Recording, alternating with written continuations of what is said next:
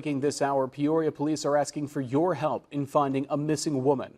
Peoria Police say 47-year-old Dana Shorn was last seen around 7 a.m. Tuesday at her home on West Gilbert. She is reported to have left home without any personal belongings and does not drive. Police say she might be experiencing medical distress and, if encountered, could be confused. Shorn is 6 feet 1 inches tall, 160 pounds, with blue eyes and brown hair. She was last seen wearing a gray shirt and black pants. Anyone with information is asked to call the Peoria Police.